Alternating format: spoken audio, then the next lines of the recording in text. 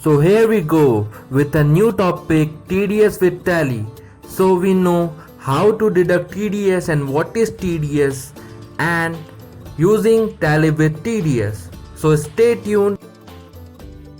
Hello friends, I am back again with an interesting topic of TDS. TDS journal entry with Tally. What is TDS? When to deduct TDS?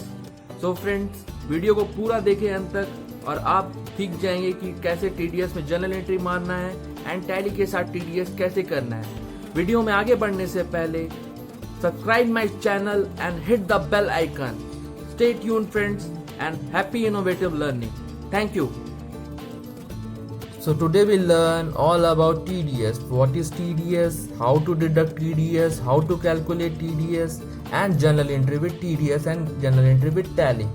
So TDS indirect tax का part नहीं है, ये direct tax का part है, income tax का part है। Income tax act 1961 के अंदर में TDS डिडक्ट होता है। Transaction wise, transaction basis and amount wise TDS deduct होता है। तो व्हाट इज TDS? TDS है क्या? TDS is tax deducted at source, means जब भी इनकम किसी पर्सन को आप पे कर रहे हो, if you are payer and there is pay, तो उस समय TDS कटता है। ऐसा टैक्स जिससे उसी वक्त काट लिया जाता है जिससे वक्त किसी व्यक्ति की किसी भी प्रकार की इनकम होती है।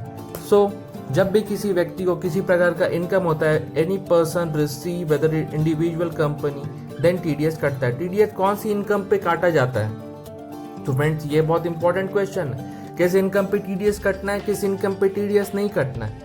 अगर आपको ये पता होगा कि TDS किस इनकम पे कटेगा और किस इनकम पे नहीं कटेगा, तो आपके लिए बहुत ज़्यादा ईजी हो जाएगा कैलकुलेशन करना। सो TDS इनकम इंटरेस्ट इनकम पे डिडक्ट होता है। अगर आपका इनकम 10,000 से क्रॉस करता है as interest, FD interest, saving interest, any interest, तो आपको 10% रेट ऑफ TDS है। TDS कमीशन पे भी लगता है। अगर आपका कमीशन आपको कोई पे कर रहा है 5,000 से ऊपर, तो वो 5% TDS डिडक्ट करके आपको पे करेगा। TDS rent from plant and machinery पे भी लगता है अंडर सेक्शन 194I। सो 1,80,000 से जब भी आपका इनकम इंक्रीज करेगा रेंटिंग इनकम, तो उस पर 2% TDS कटता है। Renting from land and building, अगर लैंड एंड बिल्डिंग से आपको इंटरेस्ट इनकम प्राप्त होता है तो उस पर 10% TDS डिडक्ट होगा। तो फ्रेंड्स ये कुछ सेक्शन है जिस पे TDS लगता है और डिडक्ट होता है। Link in the description box मैंने दिया हुआ है, what is TDS and what is the different aspect of TDS, तो आप उस वीडियो से TDS के बारे में जान सकते हैं। So friends here we go. TDS कैसे काटा जाता है? How to deduct a TDS? तो TDS आप कैसे काटेंगे? सबसे पहले एक एग्जांपल लेते हैं। से इंटरेस्ट 10,000 रुपीज आपको मिल रहा है जिस पे 10% TDS है। सो ये रूल है इंटरेस्ट का जिस पे TDS डिडक्ट होता है at the rate 10% if 10,000 is crosses. So से आपको 12,000 रुपीज इंटरेस्ट मिलता है जिसमें से आपको 10% TDS डिडक्ट करना है और उसके बाद आपको पेमेंट करना है। से आपको बैंक से ये इंटरेस्ट मिल रहा है 12,000 रुपीज का। सो बैंक क्या करेगी? 10% TDS काटेगी 1,200 एंड आपको 10,800 पेमेंट करेगी।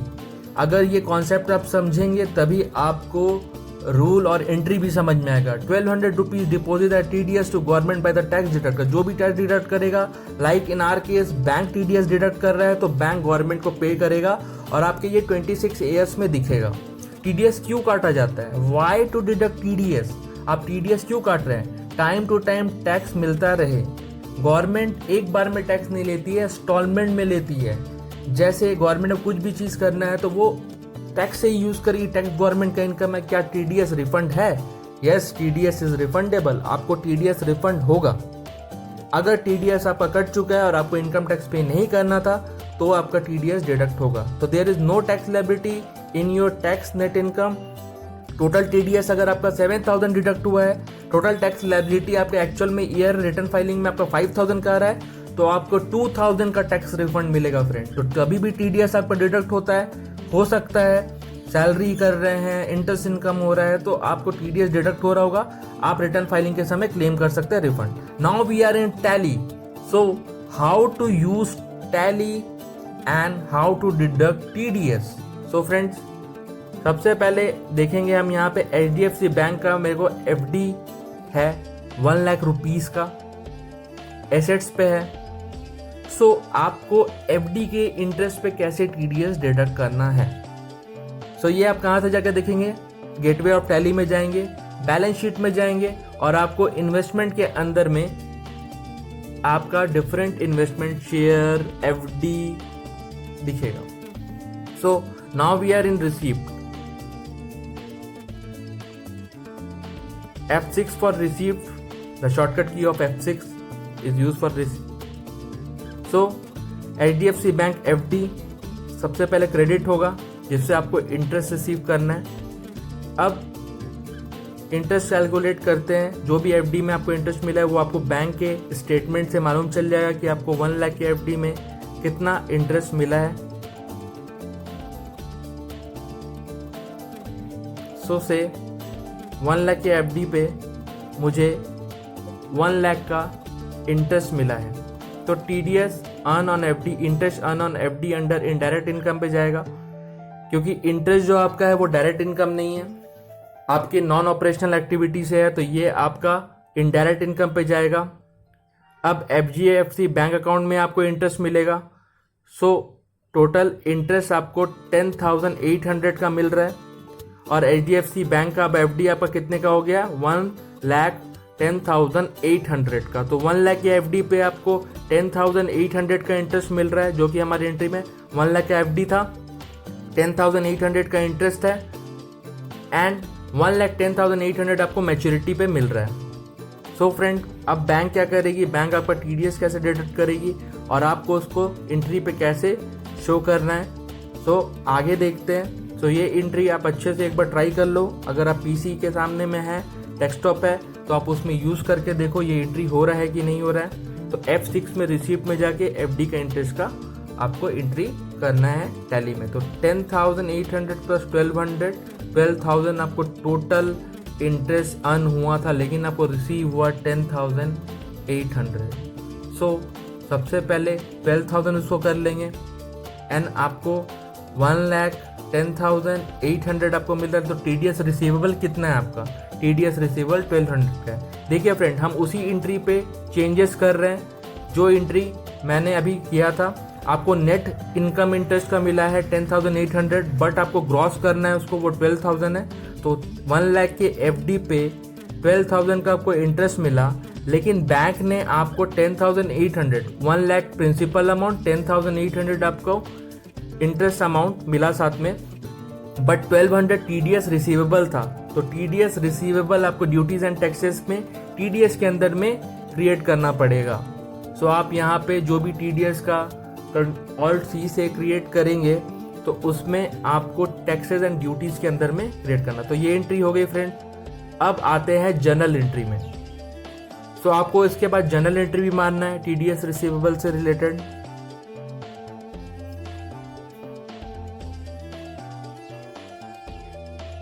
तो सबसे पहले एचडीएफसी बैंक एफडी डेबिट करेंगे। जनरल एंट्री में F7 है जनरल एंट्री का की, टैली में F7 प्रेस करते ही आप जनरल एंट्री में चल जाएंगे। इंटरेस्ट अर्न ऑन एफडी से 10,800, तो इस पे सबसे पहले आप टीडीएस लिखेंगे। तो एचडीएफसी बैंक टोटल और टीडीएस रिसीवेबल आप 1200 लिखेंगे। इंटरेस्ट अर्न ऑन एफडी कितना हो जाएगा, 12,000। ये एंट्री आपको करना ही है। टीडीएस में हमेशा 2 एंट्री होता है, एक रिसीप्ट के समय में या एक पेमेंट के समय में और एक जनरल एंट्री। तो यहाँ पे देखिए डिस्क्रिप्शन है, HDFC bank limited FD 10,800 receive हो रहा है आपको, टीडीएस जो डिडक्ट हुआ है 1200 का रिसीवेबल में और टोटल इंटरेस्ट अर्न हुआ था 12,000 का। तो 10,800 प्लस 1200 इक्वल्स टू 12,000। तो 10,800 प्लस 1200 इक्वल्स टू 12,000। सो ये आप देख रहे हैं और ये एंट्री आप ट्राई करेंगे तो आपको इजीली समझ में आ जाएगा कि टीडीएस का 2 एंट्री होता है। एक आपको इंटरेस्ट रिसीवेबल के समय में करना पड़ता है या इंटरेस्ट पेमेंट के समय में करना पड़ता है, और एक आपको जनरल एंट्री पास करना पड़ता है जिसमें उस एंट्री का इफेक्ट होता है। जैसे ग्रॉस अमाउंट है 12,000 नेट अमाउंट 10,800 है और TDS जो डिडक्ट हुआ है वो भी डेबिट होगा। तो HDFC bank FD account debit, TDS receivable account debit and credit करेंगे 12,000 rupees interest earn. Now we are in receipt. So आपको रिसीप्ट क्या होगा, से 1200 TDS रिसीवेबल है, क्रेडिट होगा।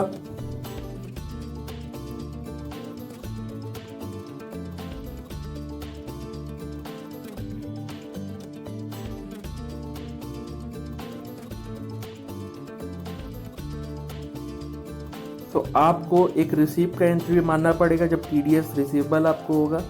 तो 1200 TDS जो कटा है वो आपको वापस रिसीव होगा एज अ रिफंड। सो आप देख रहे हैं कैसे आपको उसको रिफंड करना है। अदर इंटरेस्ट अर्न भी है आपका HDFC बैंक के थ्रू। HDFC बैंक अकाउंट में आप उसको रिवर्स करेंगे। 150 का अदर इंटरेस्ट भी आपको है, तो 1350 रुपीज आपको रिसीप्ट होगा।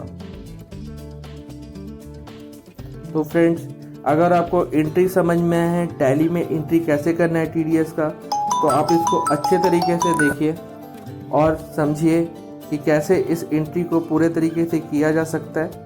Now we are moving in payment. So आपको पेमेंट कैसे करना है।